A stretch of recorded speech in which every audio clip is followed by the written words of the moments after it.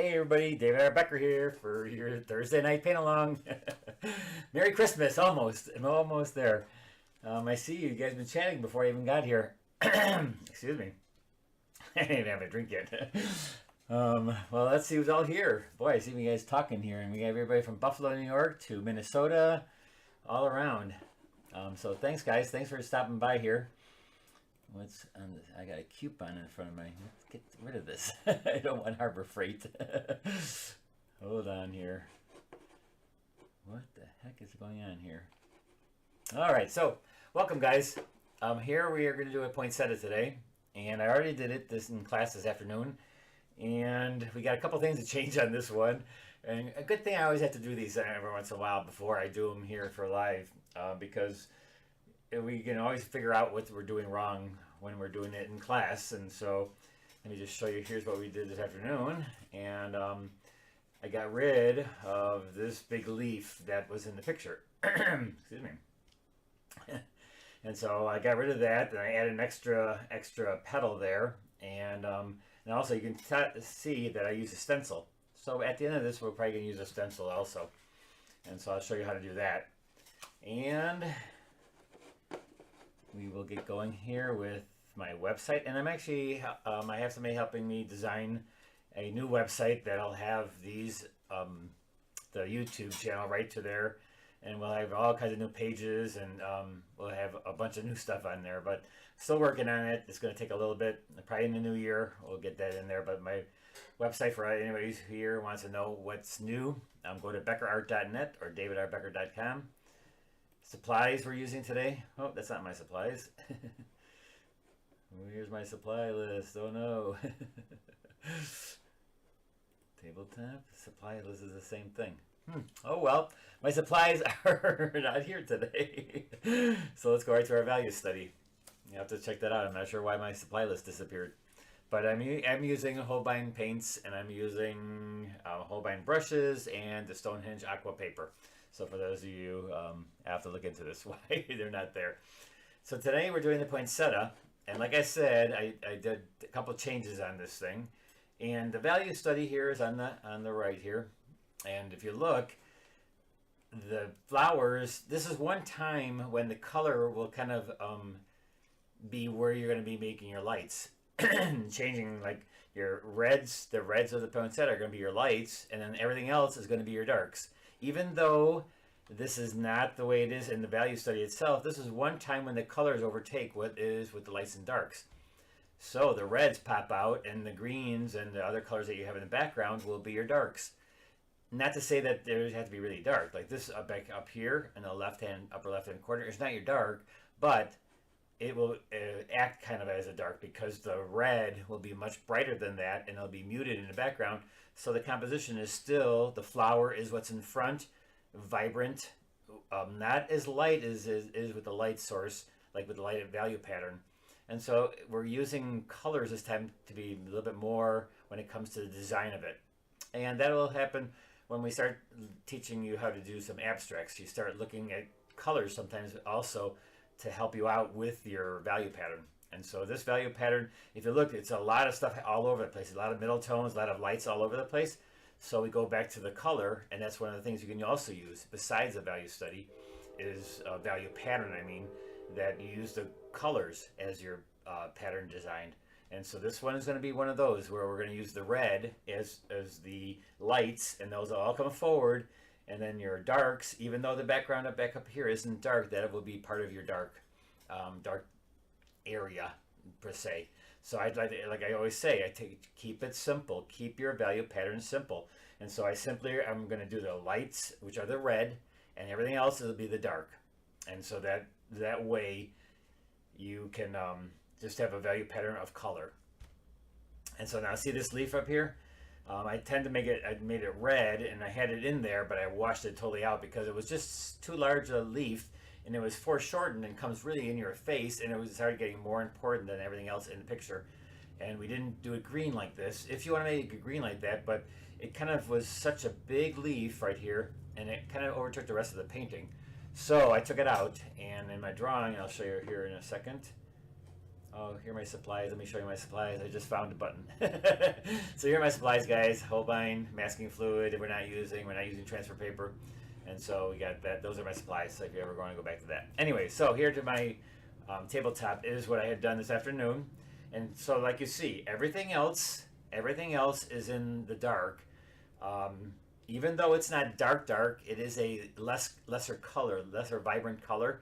So that will then eliminate your fact that this is your brightest color and that's popping forward, and then you have the darks in the background. And even though there's a lot of stuff going, I did the stencil and I rubbed out with the stencil, but you notice how I took the big leaf away? There was a big leaf in here when I first started in class, and you can see I kind of messed it up a little bit, and I can probably go back in there, but I'm going to keep it the way it is. This is a good learning experience, and I may do the background slightly different, so I don't have to use a stencil up there, or if I do a very little bit of stencil.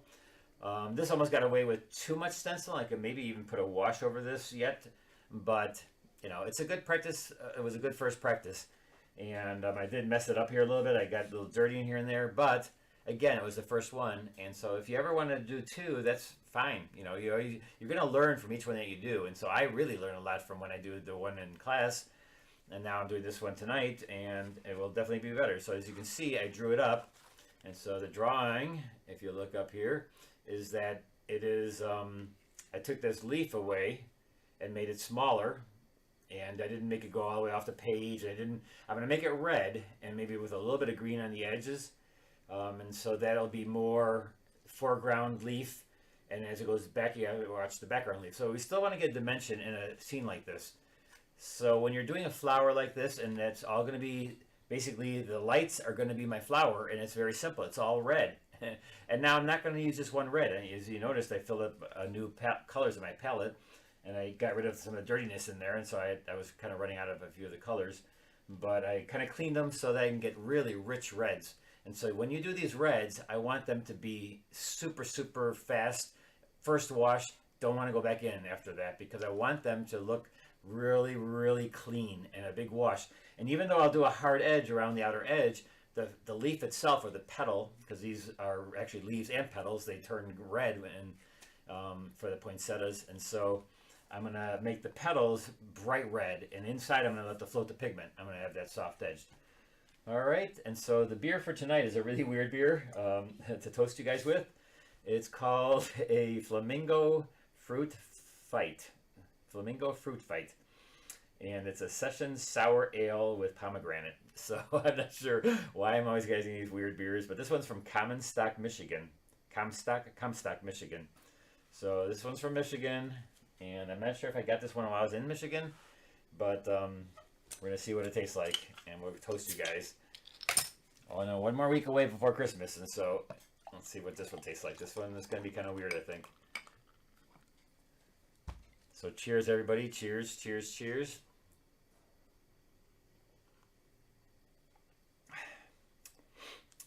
Why would anyone put pomegranate into a beer? Well, maybe make it more healthy. It's actually not that bad. It's not sour like it says, and not as sour as I thought. I just had one the other night that was very sour. So I'm going to give this one 8.5. So 8.5 paintbrush rating to 11. And so cheers, everybody. Cheers, cheers, cheers.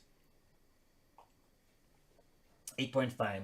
It's kind of sour, but not super sour. All right. So let's get going here. And let's see who's all here.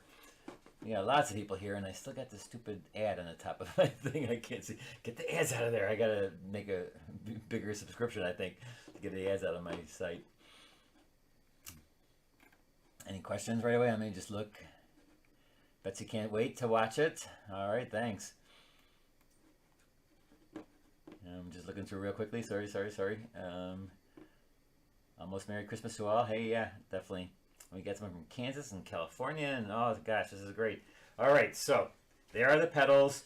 I didn't draw, and some people asked me, should I draw in the background? Like there's shadows in the background, or those are either shadows or they're other plants that have the big leaves on there, right? So I'm just going to make them dark, and as you notice here on the side here, I didn't put in the color version this time because I don't want you to be swayed by just the red and green totally so that you're copying that color. I want you to see that there is a slight difference in the values and that the background, even though this background right here is very close to the color and values of the plants, so that you see that the red is going to overtake that. So even though this may be the same value as some of the petals, you can make it different because of the value, because of the colors of the value. So that's another way of making your value pattern more simple. Because this is really, if you look at this, the values, black and white and the grays, are very complicated because there's so much going on there. So that's nice that we can just do it. And let me just put that right over that. Let me just show you real quickly what happens if I put this color version over that. You see how it does get to be where it's very, very different. This is the red, and then you got the green in the background. And but if you're just gonna do this like beige back there, I want to have a little bit more color back there. And I did kind of do grays, I did grays back there, but I put blues and other colors in there besides just nice to grays and stuff. And then I used this stencil. I use that stencil right here, and that's what I'm going to be using later on. And so we'll see. Oh, I may have to look for I didn't have I'll have to do it with a paper towel. Anyways, okay, let's get going. So the lights are right away. What's the lights? Of course, it's the red. Right, and so I'm just going to go in here. I'm not going to wet the whole plant beyond the plant because I don't want my reds to run into that area. So this is one time I'm actually not doing wet the whole background because the background is my dark, and we always work light to dark, right? Greetings, everybody, greetings.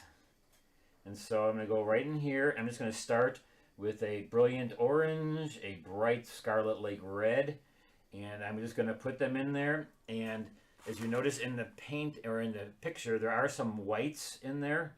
And so I'm just going to let them bleed. Now it's all wet inside, but I'm keeping the hard edges dry so I get hard edges.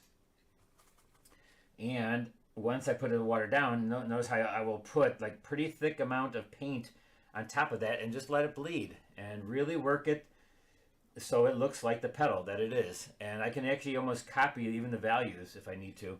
Whoa, almost in my beer. I better get this beer out of the way for my water bucket. Cheers, everybody. 8.5. Not too bad. Not too bad. It's a weird name for it. The fruit fight. Flamingo fruit fight. All right, so then this one has a little bit more pink. As you notice, I use all three of these oranges, maybe even some yellow.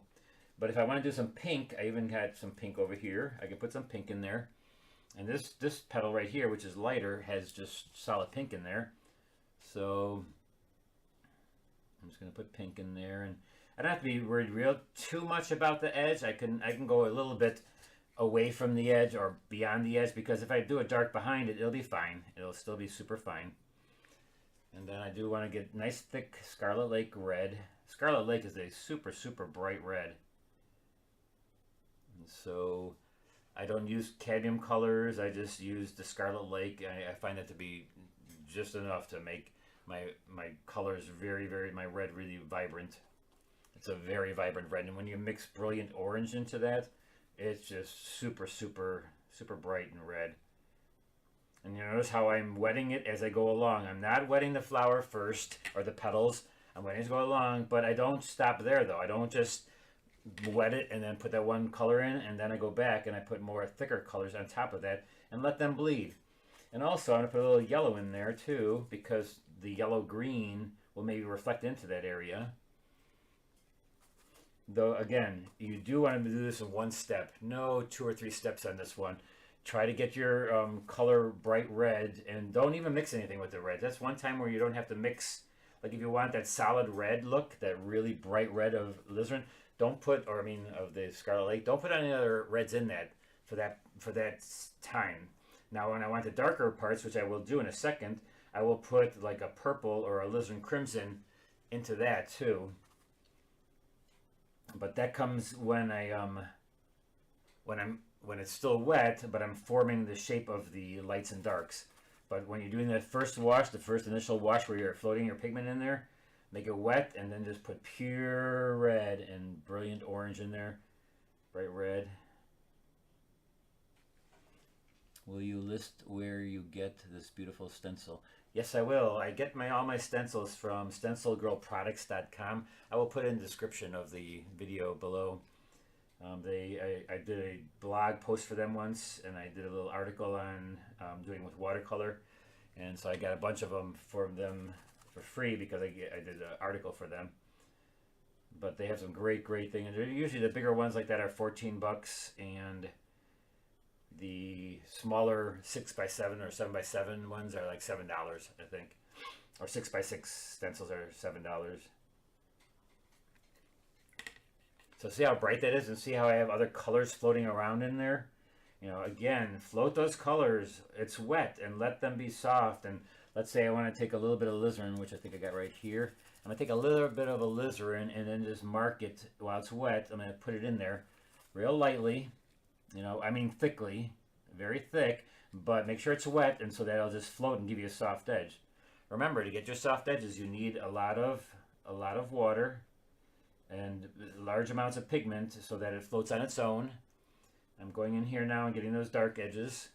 And see, like, it doesn't take long to make those petals the way they are right away. You don't have to sit there and agonize over them and try to make it all in like 2 or 3 sessions. No, get it done now.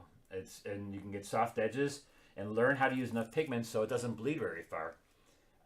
These petals will be done. These petals will be done. When I'm done here, it's over. I don't want to go back into that.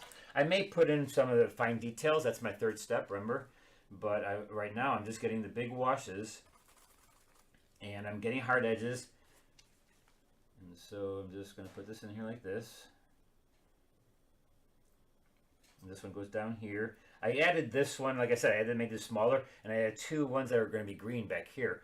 And those will be part of my middle tones and dark wash, the big ones. These right now is my my lights. I'm doing my lights like I always do. And it's just weird that I'm doing the lights all, you know, in my center of interest, but that's the way it is when it comes to like still lifes. This is kind of like how you do still lifes, because if the background is all dark, then you don't have a chance to do the lights throughout the entire painting right away. I know that it's going to be red, and if I want, I can maybe put a little bit of lavender or something in here, but then I see how I dull that. So I don't maybe want to do that. I don't want to dull some of the bright red that poinsettias are. I mean, poinsettias are really bright red, and so I want to put pure red pigment right into the water so that it's very bright. I want it to be transparent so it really shines through and becomes super red. I mean, you cannot mix a red. It's a primary color, so you need to use it right out of the tube, and don't mix anything with it if you want that bright red. You mixing anything with it will make it less dull, because unless it's brighter than that, unless it's fluorescent, it will not be brighter than the red that you have by itself. Now, when I put a dark in there, it's going to darken it right away, and it's also going to lessen the brightness of it. So here I'm going to put a little bit of these dark little washes to make it look more, you know, like the poinsettias are. And I will do that through the rest of the flower too. I'll just put these little lines, and again, though staying away from where I want it to be really bright. Where I want it to be really bright and really bright red, I'm going to stay away from that, because that is the only way I can get the brightness like that bright, is to stay with pure color, not switching off. And I'm going to take a little bit of alizarin right down this middle, because one side of the flower is a little bit darker, right? This side, and so I'm just going to make this side a little bit darker.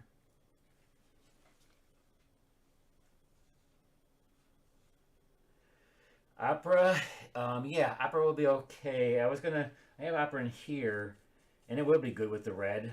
Yes, it will be good, but it's going to make it more of a pink than a red. And so I'm going to try to stick with vibrant red, because poinsettias, if you really look at them, I mean, they are solid red, and there's nothing that really reflects it, because they're kind of like a velvety plant, and so you don't have to reflect as much as you normally would, and so keep them bright red. Totally, Scarlet Lake is a good thing to do. And so see how I got these petals done by just going over, wetting one, wetting it, and then applying pure, not mixing anything, just applying a pure pigment right into the plant. And what I was going to do on this one was make it go from a red to a green to the point, but I looked at most of these things, and then the plants all kind of, or the petals, when they're petals and not leaves, because they change from the leaves to petals because they turn red, from green to red in a poinsettia. So, but they do it all really well so that there's not half the leaf is green. And I was going to do that where I make this part green. I did that in this other one I had done this afternoon, and it didn't work out as good as I thought it would. And so I'm not going to do that on this one. This one I'm kind of creating my own leaf that is, I know there's a green leaf right there. I'm making it red, but I will put the brightness on this side. I'll put the brightness on this side so that it looks like there's like light hitting this side. And this side will be my dark side, like it is in the thick, but it's green. So I'm going to change it to red and then make this side the dark side. And I can also, again, and learn how to control your pigment so that you can make a line. See, that's all wet, but see, I can still make edges that are soft, and that's done by a lot of pigment. You have to use a lot of pigment to get those edges. And not so much water. People that are beginners tend to always have so much water in their brush. You know, try to almost do it like a acrylic painting where you're using a lot of paint and you're making it thick, so thick that it's opaque. So just think of it that way. Now I'm still doing my lights. That's my lights, but I know that this is more detailed than I normally do in the beginning, but it's something I have to do because it's my center of interest. And so sometimes you have to break the rules and do some of your details with your, you know, in the first wash with my lights, I have to do details right away from the get-go. Just something a little bit different here. And so now I'm going to take some yellow and green. I'm going to make some green here with a little bit of blue. I'm taking inverted or blue. Make it a little green, not a bright super lime green. I'm going to kind of make it, well, we can make it lime green too. So ultramarine blue, yellow, quinacridone gold, maybe a little peacock. And so these are still going to be my light leaves that are green. So I'm going to go right in there and make some of those green. And again, notice it's like I usually go beyond what I'm doing light. Remember, I do the background with it. But since it's going to be dark and I want to do a big wash back there, I'm keeping it pretty inside the lines, which is really weird for me, knowing that I'm going to make this darker. But I'm not quite sure if it's going to be super, super dark back there. So again, that's the reason I'm doing it, is because I can. You can do that when it comes to doing more of a still life type thing where the center of interest is all right there. And so I'm going to put, and this is still part of my lights. I mean, this is my very first wash of lights. Just done a little bit differently than a landscape. And then sometimes that happens. And here I'm putting yellow, which is really bright, those little dots. I can put them in later too. Okay, a little paper towel here because I want to get some of this white out of here, or get this white back. Oh, those little dots in a poinsettia, the little, I'm not sure what they are. They're little yellow, round little balls that you see in a poinsettia. Those are going to be right over here, but I'll probably put them in later with thick paint. I'm going to do the edge of the, see here I'm not so worried about doing the stem too carefully. The stem's going to be a greenish, you know, greenish color, and then I'll go and do the background behind it dark, and that'll create my tightness for that stem. Put a little bit more green in there. Would you repeat the red names, please? The red names? I use the Scarlet Lake. Scarlet Lake is the bright red. Then I use Brilliant Orange, which is like a reddish orange. And then Permanent Yellow Orange for like more yellow orange. But Scarlet Lake by itself and Brilliant Orange are really good to use for things like this, for bright reds. Now back here again for my green leaf. A little more yellow in there, and once I put water down, you know me, I let the pigment float in there. Same thing over here. I'm just going to let it float. These are my light greens. Again, lights. I'm still doing my lights. I can always go darker later, but I'm kind of going from a red to a green, which are complements, right? I mean, that's another nice thing about doing these poinsettia plants, because they are really nicely put together themselves when it comes to complementary colors next to each other.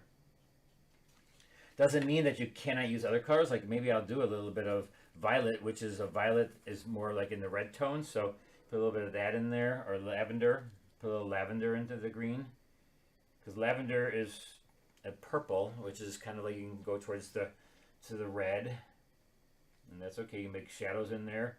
That's with purple. See, I put some shadows underneath that branch with Purple is great value to use on green because it gives a great shadow color.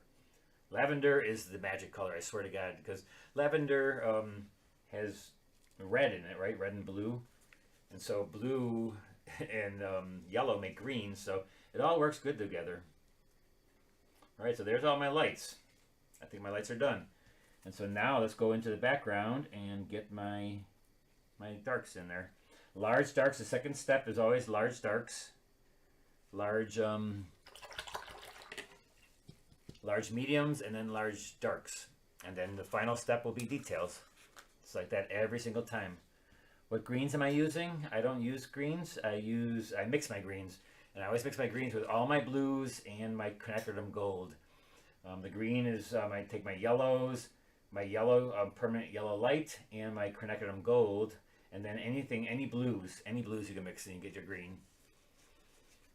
All right, so here we go with the background. The background is going to be fun. I get my big brush out because it's a big area. Cheers again, guys. Cheers. It's snowing outside right now, very lightly, but it is snowing out there. Yesterday it rained all day, and I know many of you in Minnesota are socked in with a bunch of snow. Probably not as much as Buffalo had got that one time, but all right. So here's the big brush, and now I'm gonna clear a little part of my palette. No, I'm not gonna clear the palette because I can use a little bit of that color, and I'm gonna make the colors less vibrant, grayer, but they don't have to be all green. It can be a little bit of violets and all kinds of colors in there, as long as I'm going to wet the whole background. I'm going to wet it as I go along, and I'm just wetting with a dirty brush, as a matter of fact. And now I can go against here, and this is still a little wet, but that's okay. I don't mind having a little bit of the leaf and petals kind of bleed into the background, so that not every single part of this thing is going to be hard edged all the way around. Something that's nice that when you get it so that some of it kind of bleeds into the background. So I'm just wetting it with dirty water, and it won't matter because I'm going to go in there with a lot of pigment and make things dark. And I usually do about halfway down, and because by the time I get way down here, that's going to be dry, so I won't be able to get there in time. So I'm just going to do this top part now, and it looks like this part in this area is a little bit lighter. So what colors do I want to use? I don't know, just pick some colors.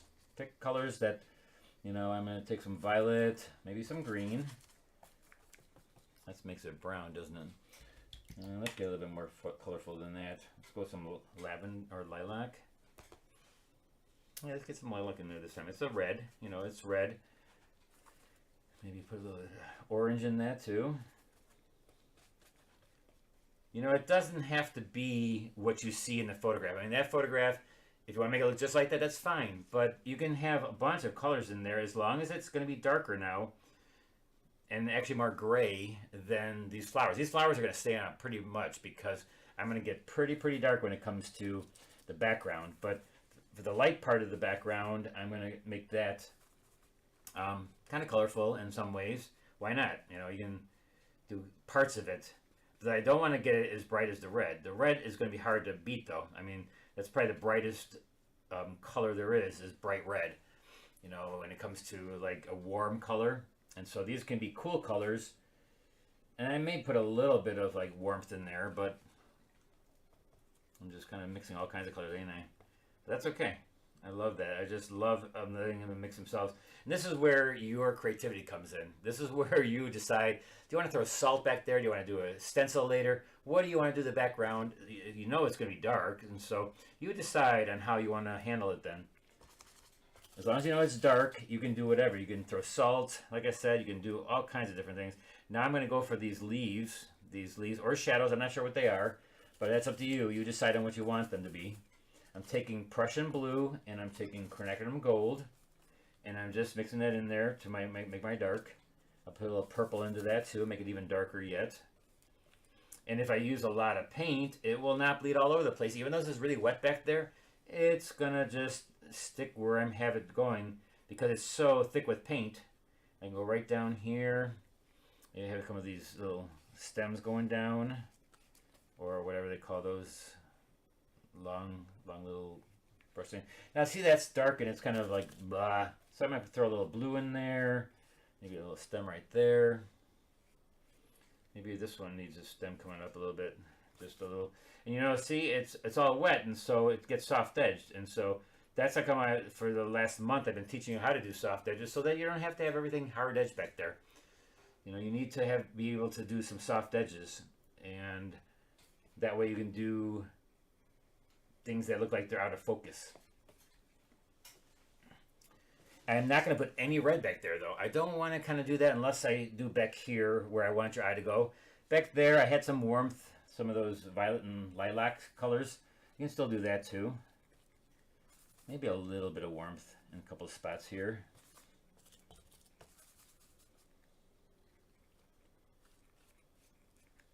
Question, guys. I don't mind questions for anybody who's new here. I love questions. And by the way, thanks for all the newcomers that I've got coming onto my my group, my Facebook group. We've had a lot of people join up this week, and I'm kind of glad I made it private because, boy, we've gotten these 30 since I've done it, 30 or 40 people, and we're almost up to 500 people in the group. So that's getting kind of fun, and I'm really enjoying that. And thanks so much for joining up the BeckerArt group on Facebook. All right, so that's pretty much the top. I think I'm gonna keep it at that, and a little bit nicer than the one I did before because it's kind of like soft, and I don't mind that little bit of blue in there, but I have to make sure I get it somewhere else then later on too. It's kind of like a lilac and a lavender, and so let's put that a little bit thicker over here to repeat that. Always repeat, rinse and repeat. Repeat those colors elsewhere. And so I'm putting a little bit of it back there. Give me a little bit more interest back here. Now I'm going to do the whole foreground here, or not foreground, but the background and the bottom. But do I wet this first and then go do these later? I think so, because I cannot do a little bit. Let's get these done. So cause I have to make whatever this is, I got to make it come through there and show it's like right there. So always pick the same colors that's on one side and bring them over to the other side. Otherwise it doesn't look right. You need to make sure that, let's say I have a really dark right here, bring it down here too, just so it doesn't look like there's a wall somewhere in between that. I'm using my big brush. If this is too big for you, then use your smaller brush. I kind of tend to use this brush for when I'm painting for lots of stuff. And this is not my details yet. I can go in there and clean that up yet even more. It's just, it's a big area. I'm trying to do my big area darks. And it's going to be a lot darker in there anyways. I'm going to go in there a lot darker than what you see right there. Right now I'm just going to plop that in there. Somebody asked me today about these little white edges that you see. Sometimes it kind of gets messy because you get all these white edges. As long as you have them elsewhere, then you're fine. If you only have them at a couple places, then you may want to change that a little bit because then it looks like you missed it. But if there's a lot of that white kind of speckle that you get right to the edge and it's there, then leave it. And you can just, as long as it's somewhere else. Again, like it's always repeating. Rinse and repeat. Like see, I put a little bit of, I don't have to make it perfect on the edges. If there's a little bit of this whiteness happening there, then you're fine. Now I'm going to wet this whole area. And I'm wetting it with a dirty brush. And I'm kind of going close to the pencil line I've got going here. And I'm going to, I think I have enough time to just also wet this area here too. Gonna come through here. You did a gouache painting on Sunday. Do you use separate brushes or the same brushes for watercolor? I use the same brushes. Gouache, the watercolor gouache. Now the acrylic gouache, because this Sunday I did do a gouache, but it was a watercolor gouache. And the difference between that is that one's acrylic gouache and there's a watercolor gouache. Watercolor gouache is just opaque watercolors. And so I use the same brushes for that. For the acrylic gouache, I also use the same brushes, but I tend to tell my students, make sure that you really wash them out. If you are using acrylic gouache, that you really wash them out well, because once they dry, if there's anything in there, it's going to be ruining your brush. So you may want to get another set just for the acrylic gouache, unless you use them both together. Like some of us use the acrylic gouache together with the watercolor gouache, and then you're fine. You're just, go ahead and just use it all. So now I'm going in here, and just like I did the background, have fun with all the wetness. See how the plant really stands out?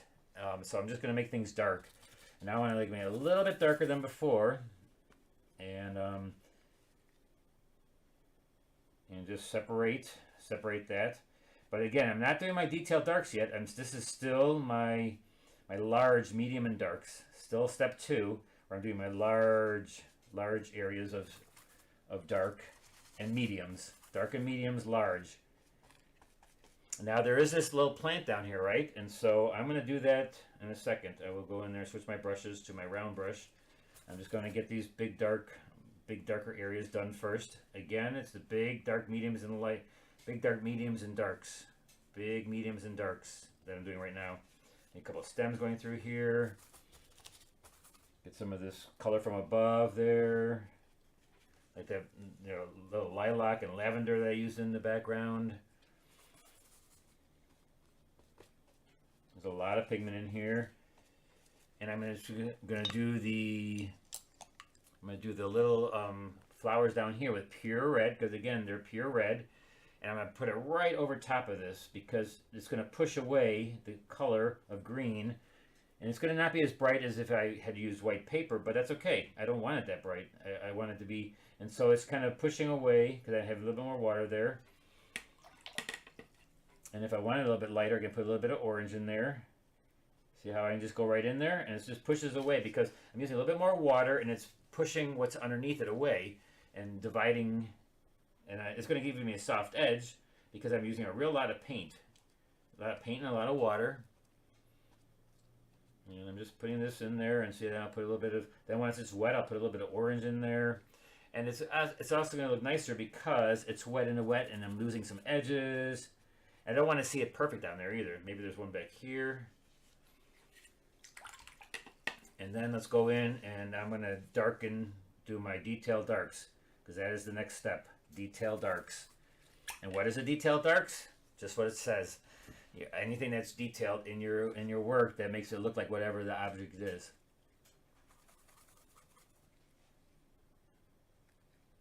Alright, detailed darks now, and that's like all the fine details, and for that I'm going to use my small round brush.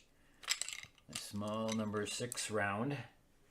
And I've gotten a lot of orders. Thanks guys for all the orders you guys have been doing for my brushes.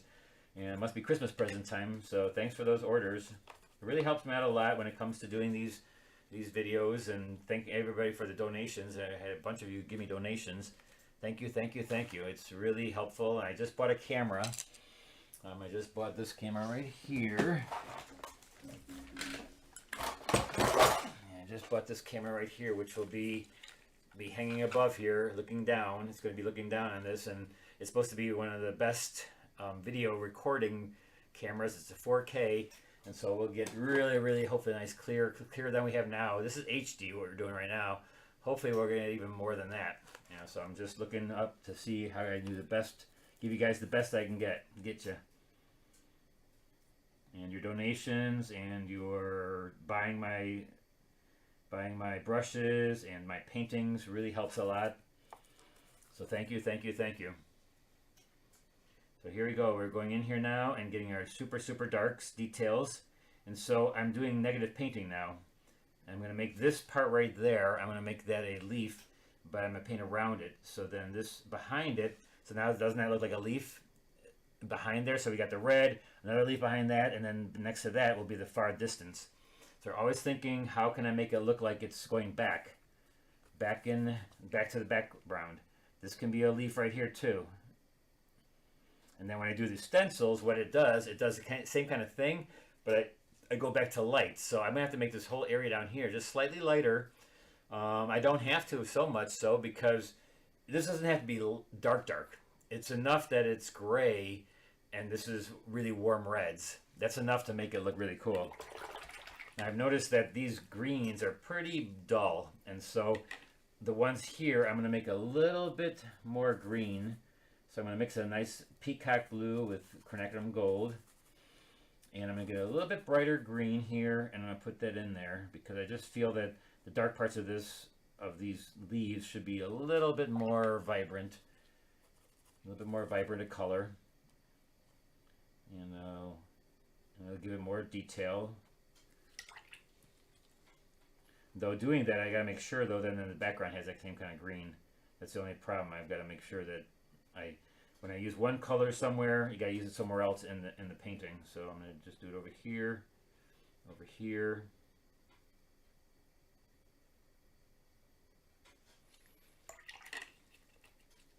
You got it.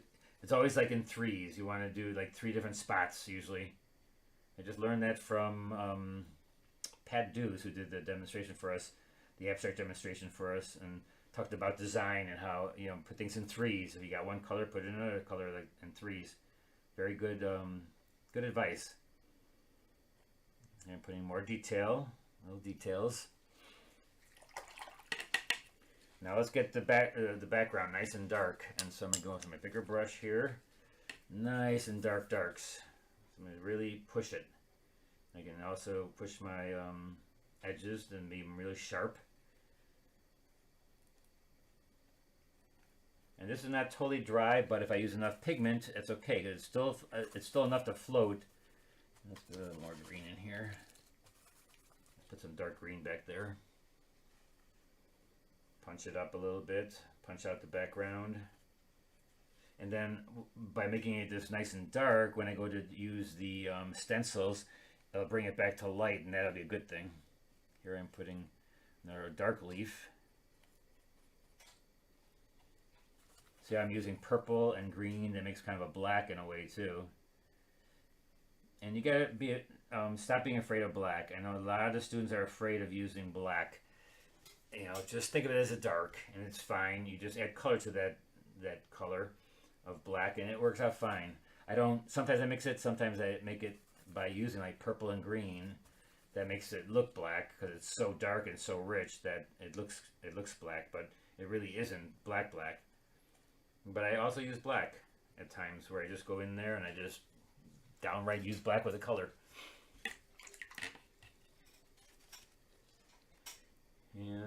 And you know me and the green thing, so even though this is a very green picture and photo, you notice how many greens I've used? Not very many. They're more into the yellow green and gray green, and so that's fine as long as it's, you know, it's still complement. It's still complement to the red that I have there. I'm gonna put a little stem and put some dark. So here I don't have to worry too much about what I do here, because I still want to use that stencil. So the stencil will bring back what I want to show is some complicated stuff down there, like stems, and I'll explain the stencils too to you when it comes to what kind of that you want to choose.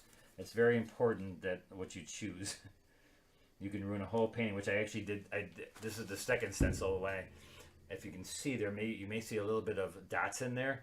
So the first stencil I did was just all dots, and it didn't look good. So I redid the whole bottom again. And so they always say you can't do, you know, again and again with the watercolor. That's so not true. I do it all the time, where I just erase the whole thing and try again, and it's fine. So here we got some nice colors through here. Some more purple in here.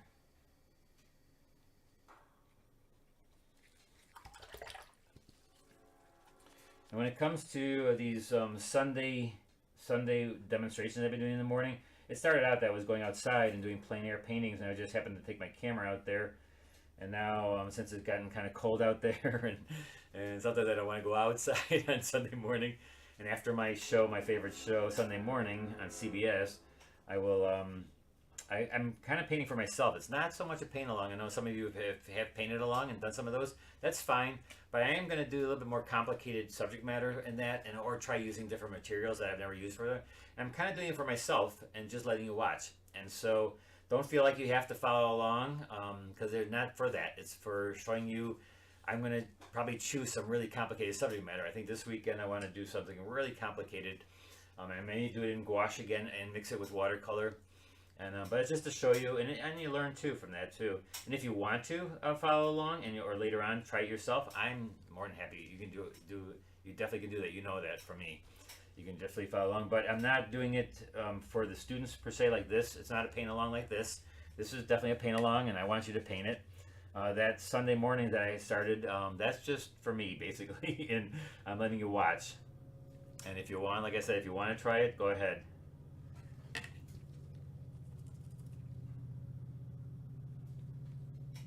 I enjoy it because it makes me paint, and I want to try to do some different things, and it's a good time to experiment and why not, you know, since I have this set up, might as well do it. And even if I go outside, I still will show you guys if I'm going outside how that works too. So now I have to wait for this to dry to show you the stencil, because that's basically what's left, except for my details in there. So I'll take my small brush. And you notice that with the flowers being done first, you know how fast this got done. Look at how fast this got done. I mean, it was I'll go in there and get some of these really darks in here, some detailed darks. You know, little stems, the little shadows that are very light and small. A little shadow from this one behind it. So these are sharp darks. These are detailed darks. And you do those last, like like I always say, that's the last. And here these are stems with those little things that little yellowy little dots that these plants have. And I'm gonna do some little yellow. And if you want to use opaques, you know, be my guest. I don't mind if you go in there and then later on decide, oh my gosh, I'm gonna use a gouache on top of that. You know, that's fine. Like you can do that and just make the lines and stuff with the gouache. I have no problem with that whatsoever. It's the end painting that's got to look good, and so the way you get there, I don't care how you get there. Just make sure it looks beautiful when you get done.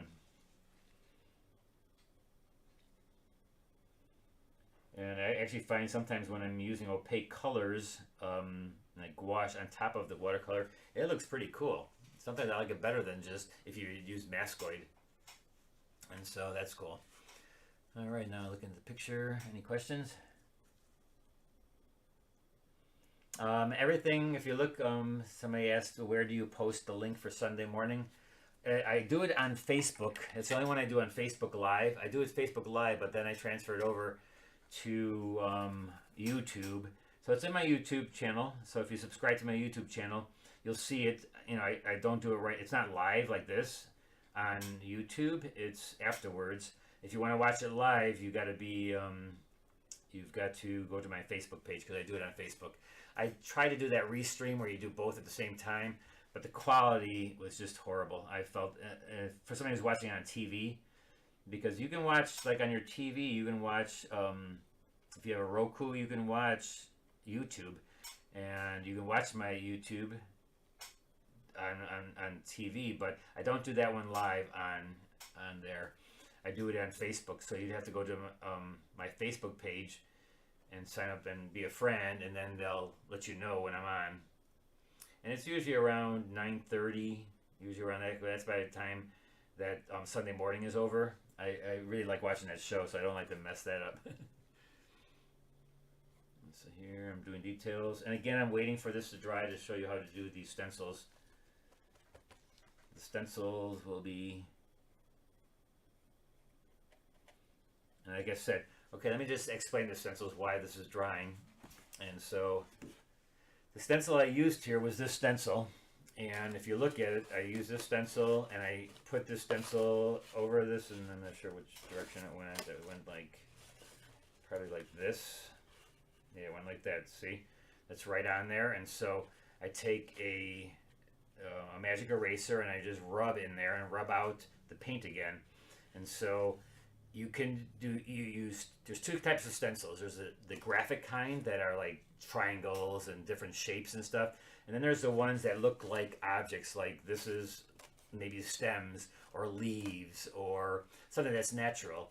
So those two different types of things. Now, you normally can use only one of those type of things, or if this looks really well and it looks like stencils that were like these are parts of the plants, and then you do something else on top of that, that's okay to use the two different stencils, but they have to be different then. They can't be like, you can't use two different natural kind of stencils. Use a graphic one and then a stencil one that looks like these are stems basically, or leaves. And so the graphic ones, and I don't have any here with me right at the moment, but graphic ones are, like I said, circles, diamonds, stars, and you put it on there and use them more as an element of design. And we're going to learn a little bit more about that too when we start doing some abstract art. Well, we're going to do some of that in the new year. We're going to do some abstract art. And in the new year, we're going to start again from going from, you know, the very beginning basics and building up on that. And so we'll build up on design. So in the beginning of the year, in January 1st, the first week, we're going to be doing one color. Then we'll go to two color. Then we'll go to three color. Then we'll go to full color. So we're doing that. And so if you know anybody that's a very much a beginner, a good time to start would be in the beginning of the year, January 1st, or whenever the first Thursday is. Because we're going to start again from the beginning. We're going to start out. And it's always good for even good artists that are well-versed to start out and just practice their beginning stuff. And that's what we're doing. All right, so with this, I normally use a magic eraser, but like I said, I don't have one really close to me at the moment. I'm looking over here, and I don't have one around. So I'm going to use paper towel. I'll just use paper towel and a brush. So what I'm going to do is I'm going to make the stencil look like this. I'm going to make it look like the actual object. I'm not going to do a stencil that is not a graphic item, because for this it doesn't. You also could do that, speaking of that, you can also do what we learned in last 2 weeks ago, the circle of confusion. And let me just show you what I just bought. And if you saw my newsletter this week, I just had gotten this online. And this is a circle maker, different sizes. So see how the circle goes open and closed? You can make it bigger and smaller by turning it. See how you can go a little smaller? So you could also make circle of confusion circles like photographers do, or that I taught you like a couple weeks ago. You can go back on my video and see that. I could actually take this, put that down, and rub around that too. Pretty cool, pretty kind of neat. Or you can cut out a stencil with this, or if you're drawing it, you can just draw. And so if you got my newsletter this week, and if you got my list of gifts and stuff, this was not that expensive, and it was kind of neat because it just goes like as you turn it, see how it gets bigger and smaller. So you can just do a smaller big circle. You can draw it. Very cool, something different. Anyways, but so stencils are all around your house too. I've heard people using the onion bags that the onions come in. They'll use the bag and put it down and rub out. And normally I use, like I said, I use a magic eraser. I'm looking through my studio right now. I don't see one in the distance. And so let me just do the same thing I did in the other one. Just going to go in here, and for this I'm just going to take paper towel, soak it a little bit, because all you're doing is rubbing the picture, rubbing away. You're rubbing the paint away, but not too much water. I'm going to dab it on my. I'm just dabbing on my towel. I'm just going to rub away some of the paint underneath, and then the stencil will become the stems again. Let's see how I just rub it away like I'm rubbing off shoe polish on a shoe.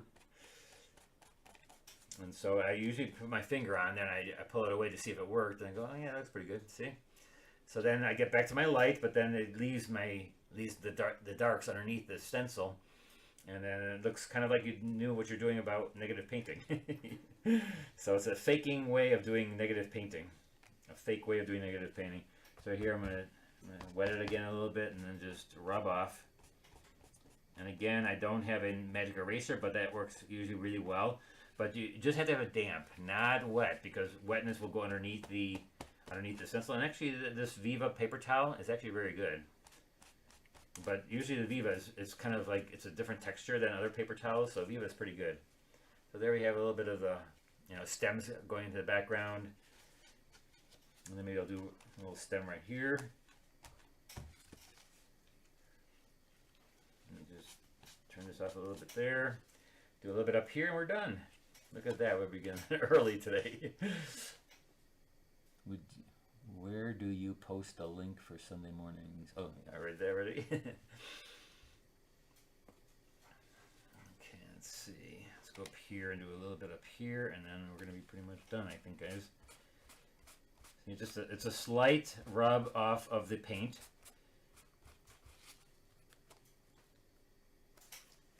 There you go. And again, what's happening on one side, you want to go over here and do it over on this side too. So I'm just going to rub this side a little bit. Now watch out that you don't rub it into the red. You want to stay away from that. All right, and so there you have it, guys. And if you still want to put circles of confusion in there, get yourself a circle template or one of those things, or make your own. You can make, you can buy plastic sheets and then cut with an X-Acto knife. You can do that, Or if you have a friend who has a Cricut, one of those Cricut machines, that's also a cool way of doing it, where you have them cut you a stencil. I've seen all kinds of things. But again, the place I get them there is called stencilgirlproducts.com. And that's where I get most of my stencils. And let's take the tape off because I'm done here, guys. Oh, I want to put the white with the yellow. That was like the detail. Super begin or ending details are, you know, small little, even white areas. Oh, I went into my gray. So I'm going to go into the white, into my yellow, make it nice and thick. I should just use here's the palette I use. This is my new gouache palette, and it keeps it all moist. See all those colors in it, 24 colors in there. And that was in you can look on YouTube and go for the gouache thing. And I can actually pick up this and then use these colors. I'll use this yellow because this gouache is opaque watercolor, and so it's more pigment. They use more pigment, so it will cover a lot better than watercolor with white. And so gouache, that's what it is, opaque watercolor. So if you want to use some that really covers up your paint or something in your painting, use gouache. Use gouache watercolor. It's a little bit more finely ground, and it's got more pigment in it. Now it dries a little bit more if you have it on a palette like this. It may dry a little bit faster, and it rejuvenates harder. Because this is an oxcal, this will probably dry a little bit, but in a thing like this, in a palette like this, which is airtight and has this silicone base on it, and it comes over it, that really makes it nice. And I'm gonna put a couple dots down here too in that. Alright, and maybe a couple over here too. Now I'm putting them everywhere, right? And one more thing, so we still have time. I'm just going to put a couple of the stripes into the leaf. Little parts into the leaf to make them look more like leaves. And know your kind of leaves, know what they look like. You know, take your pictures and look at them closely. Or when you get for Christmas, if there's a poinsettia around, take a picture of it and study it and see what it's like. So I'm going to close this up. I can't close it upside down. And so just... the nice thing is too, look at it has a definite way of closing it. So I'm just closing it with this way it goes. Now it closes 6 sides, and that'll keep my really nice and fresh. And also the acrylic ones, that'll keep fresh too. All right, guys, so that's it for today. A couple minutes early. And when it comes to the drawing, remember, I changed the drawing. I got rid of that big, huge green leaf here you see on the side there. Got rid of that, brought another leaf in there. Made the background a little bit more complicated than it should be. But when it comes to the values, as long as you keep the background grayer and darker, you'll be fine because the value study will work for you. It'll be red, and then it'll be the background. And so that one was a little bit more different, a little bit of colors, but pretty close. And use the same stencil. This stencil got a little bit crazy here. I kind of like this one better because it got soft edges because it wasn't quite dry. So I got some soft edges instead of hard edges, which is actually a good thing. So there you go, guys. And so if you have an idea of something you want me to teach you how to paint, please, please, please let me know. Email me. Go to my website. There's a place you can talk to me on my website, or BeckerArt.net. On my website, just go there and subscribe to my channel here. And like the video if you like it, and it'll help me out again. Am I having a paint along next week? Yes, I am, Kathy. I will definitely have one next week. I have a class next week. We're going to go right to the end. And we'll probably do one the following week, too, depending on when New Year's falls. If it falls on the 1st, let me see, then I won't. But if there's not a holiday on Thursday, I will do it, or I'll do it a day before. So, yes, we're doing one next week, and we'll see you then, guys. All right. Until next week, guys.